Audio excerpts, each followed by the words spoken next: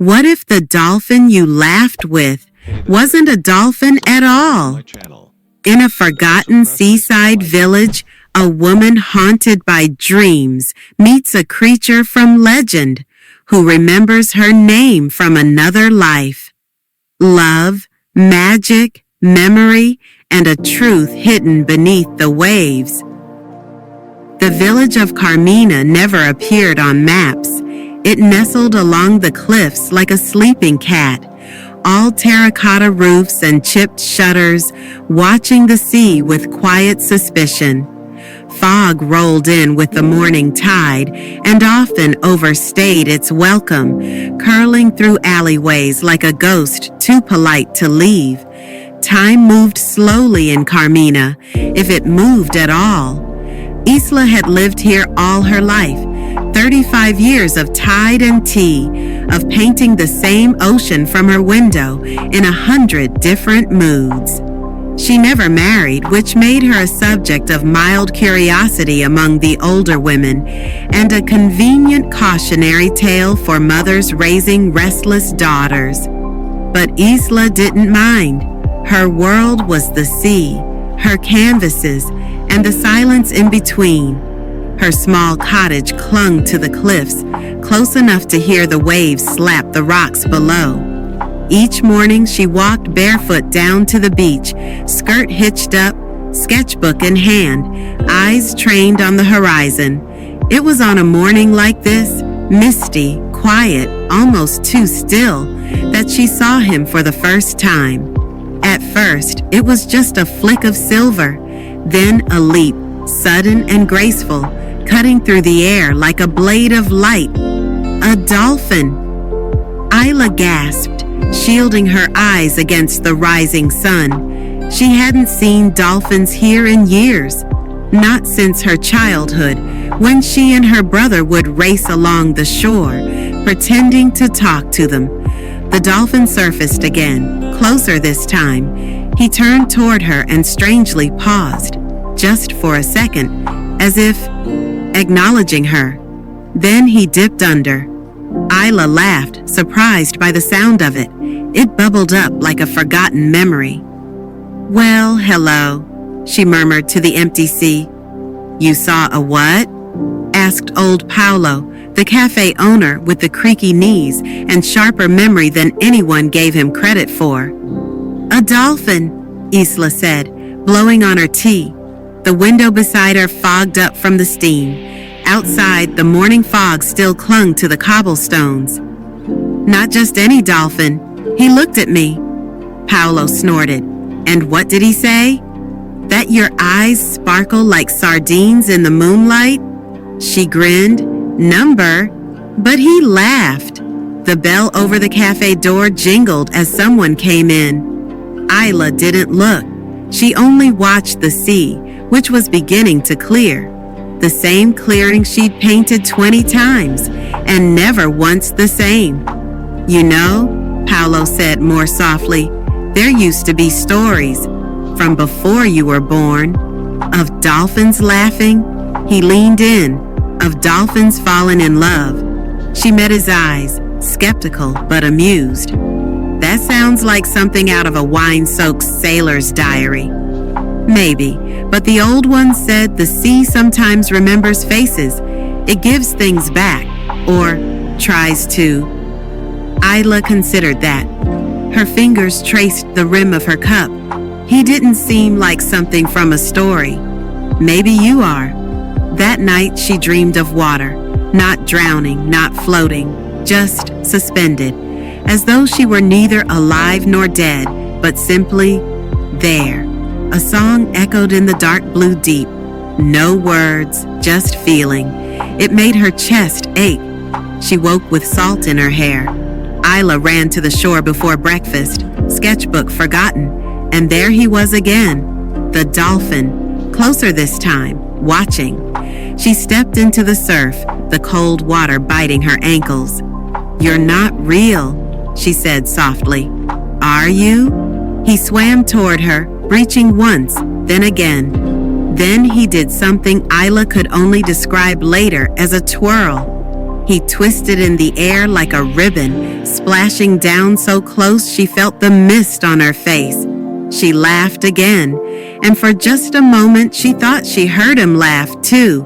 Not dolphin chatter, something more human. 3 mornings passed, and each time she returned, the dolphin was waiting. By the 4th, Isla brought sardines.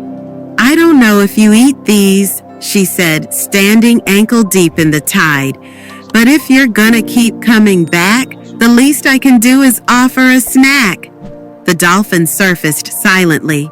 His sleek head rose from the water with almost theatrical grace, dark eyes fixed on her. He didn't move closer, just watched. Isla tossed a sardine into the water. "There you go, wild caught, no preservatives." The dolphin made no move. Instead, he dove beneath the surface, his shadow slipping through the shallow waves. Isla turned to leave, shrugging, and then splash. The sardine was tossed back onto the shore. She blinked. "Rude," she said. The dolphin surfaced again, emitting a soft clicking sound that sounded eerily like laughter. "Oh, now you're picky." That night, the dreams returned. She stood at the edge of a submerged village, everything underwater but breathing, lanterns glowing, clothes drifting on phantom washing lines, silence stretching for miles. And in the center of it all was the dolphin, upright in the depths, staring at her with eyes too human. When she woke, a word lingered on her tongue, one she hadn't heard before, not in this life. "Aaron." She whispered it into the dark, heart thudding.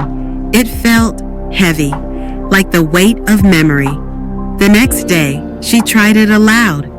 "Aaron," she said to the sea, to the dolphin who lingered like mist just offshore. He stilled. The air shifted.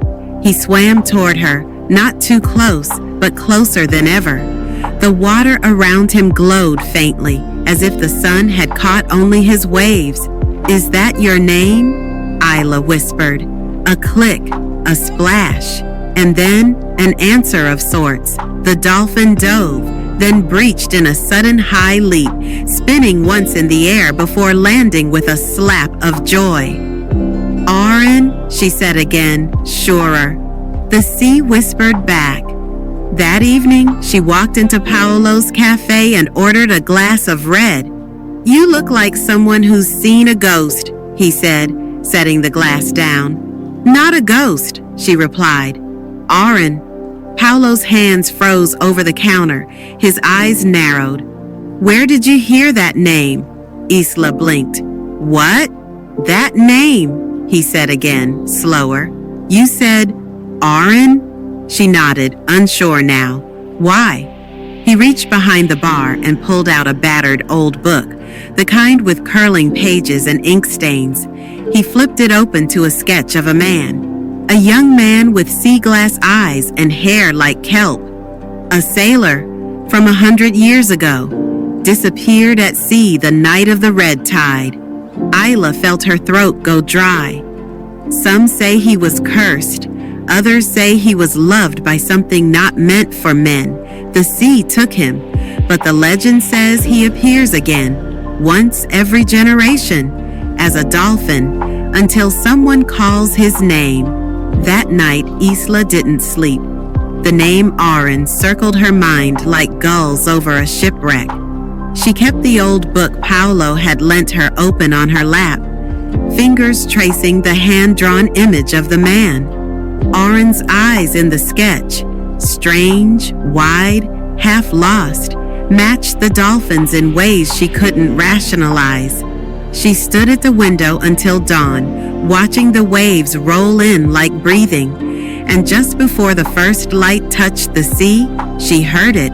Song. Not human, not music exactly, but a long, mournful note, somewhere between a whale's call and a prayer. the kind of sound that opened old wounds and made the heart lean forward like it remembered something from long ago. She ran to the beach barefoot, in her nightdress, cold wind whipping her hair into a wild crown. And there, just offshore, Oren was waiting. "I know you now," she said softly. "Don't I?" The dolphin turned, then rolled in the water as if inviting her in. "No way," she muttered. "You don't actually expect me to." He disappeared under the waves. Isla hesitated, then cursed, then dropped her shawl and waded in. The water hit her like a gasp.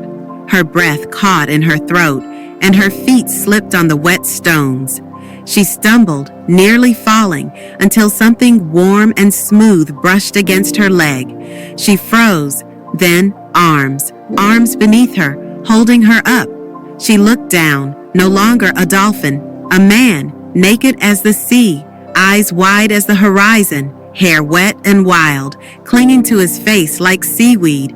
And still, those same eyes, software, searching, unbelievably sad. She didn't scream. She didn't even move. He looked at her like she was the only lighthouse in the world. "Isla," he said, and it was the first time she heard her name spoken like it mattered. She passed out.